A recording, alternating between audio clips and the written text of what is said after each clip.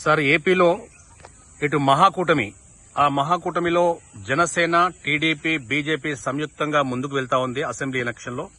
మరో side one man ఆర్మీగా వైఎస్ఆర్సీపీ జగన్మోహన్ రెడ్డి సిద్దం మహాసభలతో సమాయత్తం అవుతున్న పరిస్థితి.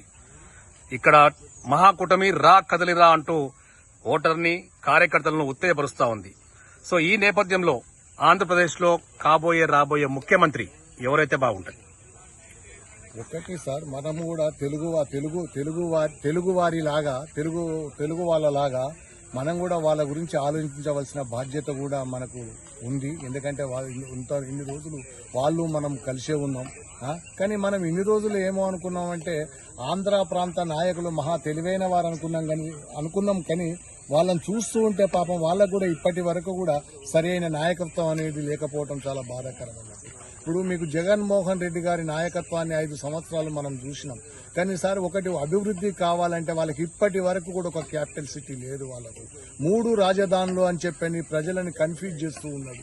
ఒకటి వైజాగ్ అంటాడు, ఒకటి విజయవాడ అంటాడు, ఒకటి కర్నూలు అంటున్నాడు. ఇప్పటికీ కూడా కన్ఫ్యూజ్ చేస్తూ ఉన్నాడు.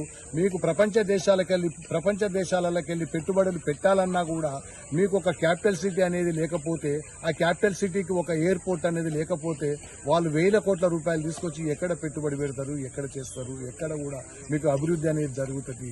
అంటే నా పర్సనల్ అభిప్రాయం ఏంటంటే జగన్మోహన్ రెడ్డి అనే అతని నాయకుడు ప్రజలతోటి వచ్చే సొమ్ముని, అంటే ట్యాక్సెస్ ని వచ్చే సొమ్ముని పంచుతున్నాడే గాని అభివృద్ధి పంతాలో ఇంతవరకు కూడా నగరాన్ని ఎప్పుడు కూడా తీసుకుపోలేదు.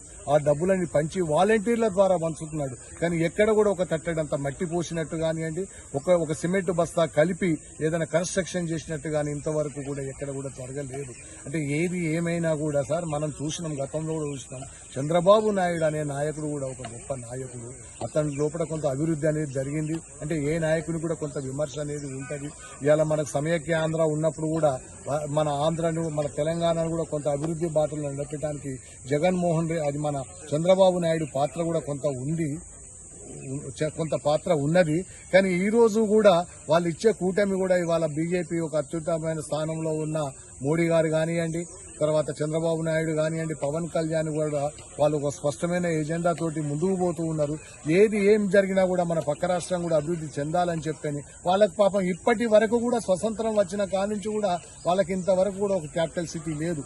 తాత్కాలికంగా అప్పుడు కర్నూలు అన్నారు, దాన్ని తీసుకొచ్చిన తర్వాత భాషా సంయుక్త రాష్ట్రాలుగా మా తెలుగు మాట్లాడాడు కలిసి ఉండాలనే దాని మీద తెలంగాణ, ఆంధ్రం కలిసిన తర్వాత ఎంతో అభివృద్ధి చెందిన ప్రపంచంలో ధనిక రాష్ట్రమైన హైదరాబాద్ ని క్యాపిటల్ సిటీగా చేయడం జరిగింది.